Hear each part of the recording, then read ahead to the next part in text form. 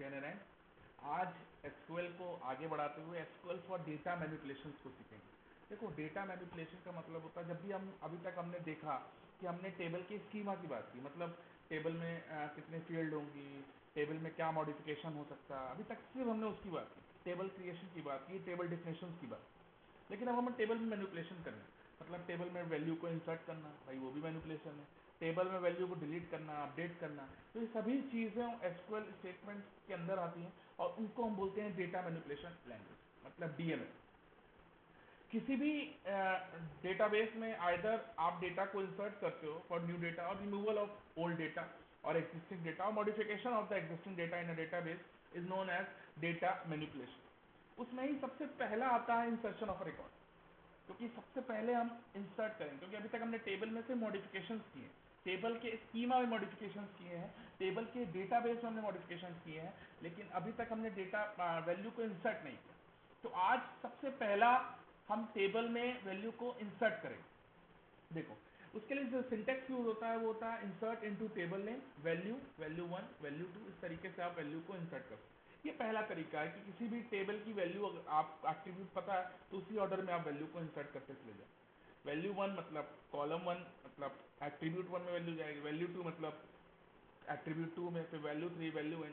तो इस तरीके से वैल्यू भी इसी तरीके से इंसर्ट होती चली जाएगी। तो इंसर्ट करने के लिए हमने यहाँ पे टेबल जो हमने प्रीवियस क्लास में बनाई थी डिस्क्राइब स्टूडेंट, उसको हमने यहाँ पे कॉल करके आपको दिखा दिया कि क्या क्या हो सकता है। ठीक, अब हमने इंसर्ट किया तो इंसर्ट इनटू स्टूडेंट वैल्यूज हमने उसी ऑर्डर में इंसर्ट कर दिया। तो देखो, डाटा इंसर्ट हो गया, हमने 3 इंसर्ट की। आज हम आपको ये नहीं दिखाएंगे कि कैसा टेबल दिख रहा है, इसमें हम आपको आज नहीं उलझाएंगे। सेलेक्ट करके जो हम क्वेरी लिखाते हैं उसको हम डेटा आपको अगली क्लास में दिखाएंगे। ये पहला तरीका था किसी भी डेटा को इंसर्ट करने की।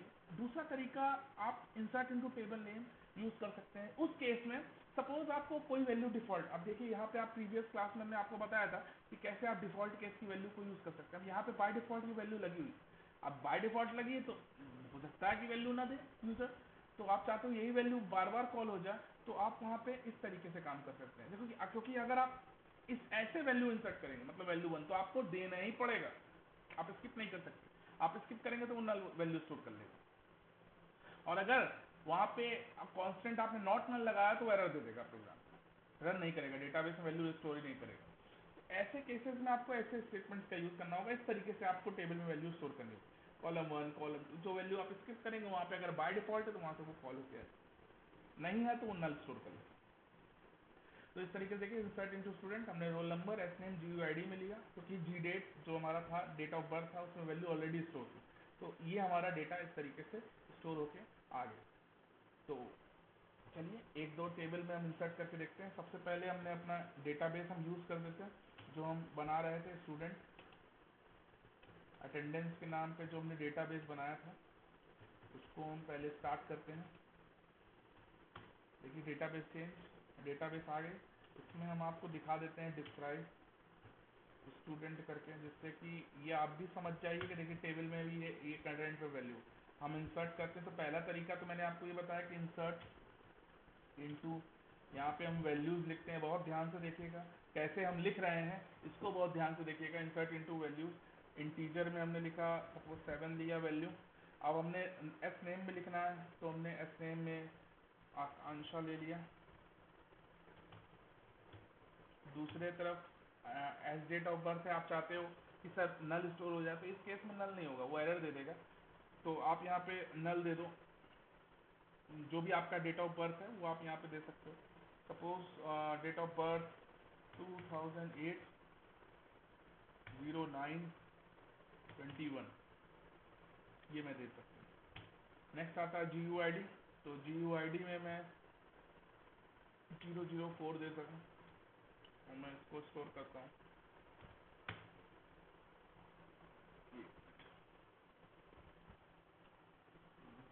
इनटू टेबल नेम, देखिए टेबल नेम नहीं लिखा, टेबल नेम स्टूडेंट है,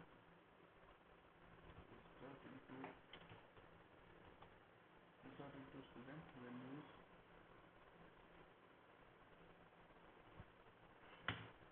क्वेरी ओके, इंसर्ट हो गया वैल्यू। तो इस तरीके से भी वैल्यू को आप इंसर्ट करा सकते हैं। देखिए आप कहेंगे सर यहाँ पे हम ब्लैंक स्पेस छोड़ के भी कर सकते हैं, हाँ बिल्कुल कर सकते हैं। आपको वेल एंड गुड है, लेकिन स्टार्टिंग में आपको देखो सारी चीज़ों सीखना होता है। आपको कैसे वैल्यू को इंसर्ट कराना है ये आपको आना चाहिए। भाई एडवांस लेवल पे चले जाओ तब मुझे आपको बताने की भी जरूरत नहीं रहेगी, मुझे पता है कि इसमें कैसे हम वैल्यू इंसर्ट करें। दूसरा तरीका देखते हैं, हमने आपको बताया इंसर्ट इनटू। टेबल नेम बहुत जरूरी है याद करना, टेबल नेम आपको लिखना बहुत जरूरी है। कॉलम का नाम, तो कॉलम का नाम सपोज आप रोल नंबर में वैल्यू डालना चाहते हैं तो रोल नंबर उसी ऑर्डर में आपको लिखना होगा जिस ऑर्डर में वहां पे लिखा हुआ रोल नंबर। फिर एस नेम, एस नेम, फिर comma. Suppose date of birth में हम कोई नहीं डालना चाहते हैं तो हम डेट ऑफ बर्थ में कुछ नहीं डालते, हम GUID लिखते हैं, GUID। इतना लिखने के बाद देखो ध्यान से इस चीज़ को देखो कि कैसे हम लिख रहे हैं। इंसर्ट इनटू आपने यहाँ तक दे दिया, अब वहाँ पे इनटू लिखने की जरूरत नहीं, डायरेक्ट वैल्यूज लिखने का। तो यहाँ पे आप डायरेक्ट वैल्यूज लिखिए, वैल्यूज। वैल्यूज में सबसे पहले रोल नंबर है, रोल नंबर में आपने 8 इन काउंट डाल दिया। उसके बाद आप यहाँ पे आदर्श को इंसर्ट करो। आदर्श के बाद GUID उसका लेना है, तो GUID में आप 005 करो। इस तरीके से आप डेटा इंसर्ट कर सकते हो, तो ये आपका डेटा दिखाएगा। तो इस तरीके से आप डेटा इंसर्ट कर सकते हो। चलिए हम आपको ये भी दिखा देते हैं कितना डेटा इंसर्ट है, लेकिन ये सिर्फ वही लोग देख पाएंगे। इसका मैं स्क्रीनशॉट अपने PDF में नहीं लगाऊंगा। इसका स्क्रीनशॉट जो कि मैंने बात किया था अभी दिखाते हुए, तो मैं अगली क्लास से बात करता, तो मैं इसको अगली क्लास में बात करता। लेकिन आपको दिखाने के लिए कि कैसे अभी तक मैंने डेटा इंसर्ट किया, उसको दिखाने के लिए मैं इस क्वेरी को लगा रहा हूँ, select asterisk from table name. बस सिंपल आपको ये लिखना है, select asterisk from table name student. देखिए नहीं आएगा कोई बात नहीं, लेकिन अभी आप कंफ्यूज मत होइए सेलेक्ट कमांड के लिए। अगली क्लास में जब हम इसकी बात करेंगे तो आपको जरूर समझ में आएगा, आसानी से समझ में आएगा, बिल्कुल घबराइए मत। तो इस तरीके से देखिए इतना डेटा हमने इंसर्ट करा रखा है टेबल। तो होप कर रहा हूँ ये आपको समझ में आया होगा। जो भी क्वेश्चंस होंगे इसके रिगार्डिंग में उसको आज की क्लास में जरूर पूछिएगा। आज के लिए इतना ही, थैंक यू, जय नारायण।